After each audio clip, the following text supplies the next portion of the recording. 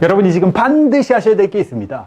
구독, 좋아요, 도전 골든벨까지 해주실 거죠? 실제 서울대학교 합격생의 자소서 모범 사례를 알려드릴게요. 그 안에 있는 어떤 공식, 여러분들이 적용할 수 있게끔 설명드리겠습니다. 실제로 읽어드리겠습니다. 2학년이 되기 전 교과서에 나오는 증명들을 읽어보는 것을 목표로 방학을 보냈습니다. 교과서를 가지고 선행을 하는 클래스를 보십시오. 그러던 중 함수의 극한의 성질에 대한 이 증명이 없는 것을 발견하고 아주 눈도 좋아요. 교과서에 있는 것도 발견 못하는데 우리는 교과서에 없는 걸 발견해가지고 선생님께 이거에 대한 질문을 했고 엡실론 델타 논법이 있다는 것을 알려주셔서 공부한 적이 있습니다. 선생님이 거의 이 정도면 화성인이에요.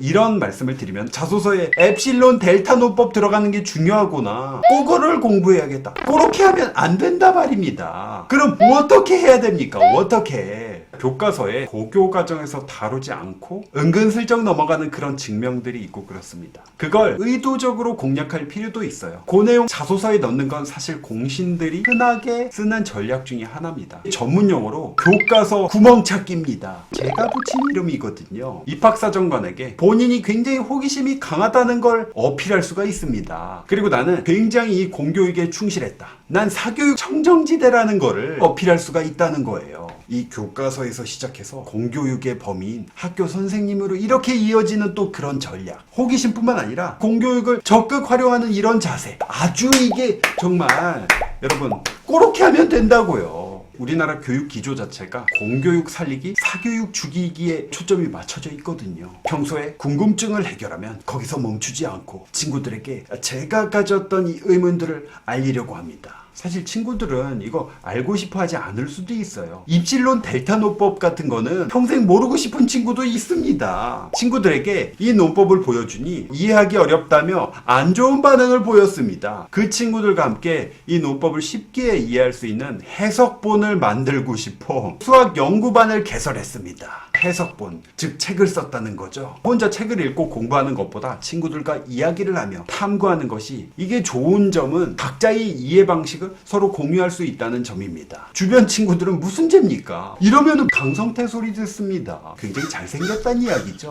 네. 농담이고요. 이런 친구 있으면은 주변 친구들까지 공부를 안 할 수가 없죠. 선한 영향력, 혼자서 해결하고 끝나는 게 아닌 거예요. 리더십까지 어필할 수 있도록 동아리 활동으로 또 연결을 시키면 이게 딱 좋습니다. 어떻게 또 좋냐고요? 리더십, 열정, 그걸 고스란히 동시에 어필할 수가 있는 겁니다. 매 동아리 시간마다 정의 하나를 생각거리로 던졌고 각자 이해해보고 토론하는 시간을 가져 가장 용이하다고 판단된 3가지 방법, 정의, 그래프, 수의 대입을 정리한 우리의 결과물을 만들었습니다. 또 이렇게 답을 또 냈어요. 엄밀한 정의를 통해 교과서에 있는 문제들을 풀었을 때 직관적으로 풀어왔던 수학 문제가 새롭게 보였고 논리 체계를 따른 문제풀이에 딱딱 떨어지는 안정감을 느꼈습니다. 안정감이라는 건요, 저 같은 경우는 치킨 먹을 때 콜라가 있으면 안정감이 느껴집니다. 치킨 무가 있거나 김밥 먹을 때 떡볶이 소스 이런 게 또 있으면 이게 안정감 느껴지거든요. 근데 지금 수학 문제를 푸는데 굉장히 이제 안정감이 느껴진다. 엄밀한 수학을 오랜 시간 동안 다각도로 바라본 이 경험은 수학교육과에 진학하여 낯선 정의를 마주할 때 끈기 있게 바라볼 수 있는 힘을 길러주었습니다. 드디어 나왔습니다. 진로 설정까지 나왔습니다.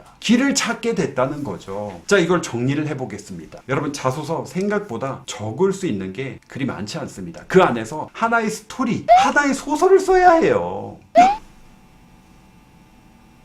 제가 지금 방금 소설이라고 했나요? 자소설이 아니라 자소서입니다. 있는 그대로 적어야겠죠. 있는 그대로의 엡실론 델타 논법을 적는 겁니다. 이게 어느 정도 이야기가 이어져 나가야 되고 평가 요소들 하나하나 만족을 시켜야 합니다. 공식을 제가 딱 집어서 알려드릴게요. 첫 번째, 교과서 구멍을 찾습니다. 호기심과 열정을 어필할 수가 있죠. 두 번째, 학교 선생님께 질문했다. 공교육을 활용한 게 되니까. 세 번째, 심화과제에 도전하는 겁니다. 도전정신과 열정을 또 느끼게 할 수 있죠. 여기서 멈춰서 또 안 됩니다. 동아리 신설, 리더십까지 그냥 같이 가져가는 겁니다. 마지막으로 이게 어디까지 연결이 되나 진로 설정까지. 전공 적합성. 자, 이렇게 5가지 스텝 참고해 주세요. 이런 식으로 합격하는 공식 같은 것이 존재합니다. 막 쓰는 게 아니에요. 지금 바로 테스트 한번 해보죠. 요 공식에 맞춰서 진짜로 해보셔야 됩니다. 나중에 하려고 하면은 이런 팁들도 기억이 안 납니다. 꼭 한번 써보세요.